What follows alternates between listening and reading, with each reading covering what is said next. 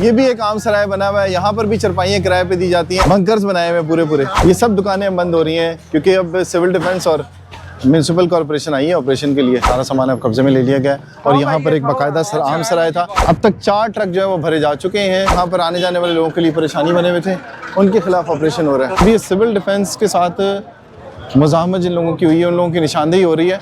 2 radio वाले यहाँ पर छुपे हुए थे।